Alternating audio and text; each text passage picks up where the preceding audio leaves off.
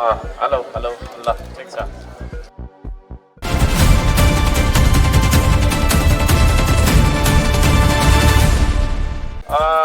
मैले खास के बोल्ने भन्ने मलाई थाहा भएन। तर यहाँ चाहिँ के अरे सरसफाइको लागि आउनु भएको भन्ने बुझियो।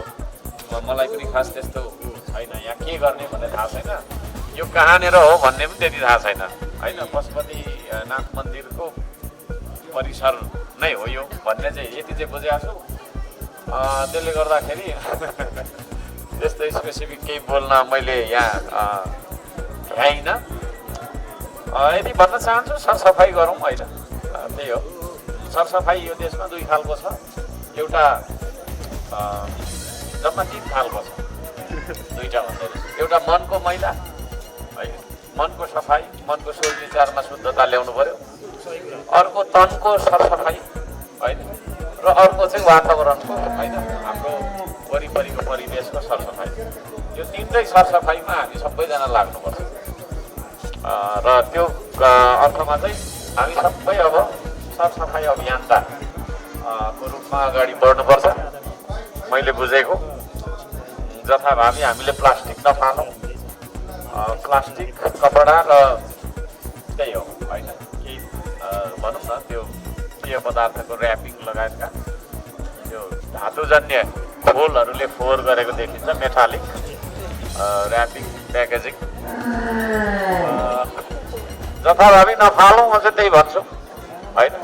सरकारको काम हो सरसफाइ गर्ने, नगरपालिकाको काम हो भनेर भन्नु हुँदैन। हामी आफैबाट यो कुरा चाहिँ यो अनुशासनको कुरा जस्तो मलाई चाहिँ लाग्छ।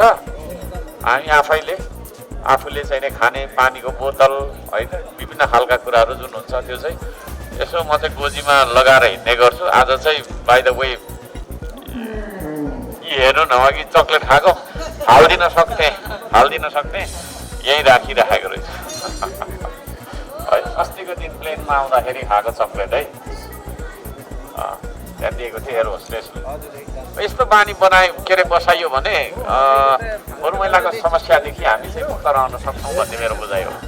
त्यति भन्न चाहन्छु सबैजनालाई यो सरसफाइ अभियानमा सहभागी सम्पूर्ण थुप्रै पो हुनुहुन्छ कि क्या पत्रकार साथीहरूलाई पनि धन्यवाद छ। त्यो भन्न चाहन्छु। मैले फेरि दोहोऱ्याएँ, जम्मा 3 खालको फोहोर मैला, एउटा मनको, एउटा तनको र अर्को वातावरणको सबै फोहोर मैला चाहिँ सरसफाइ गरौँ, त्यति भन्न चाहन्छु। नमस्कार, धन्यवाद।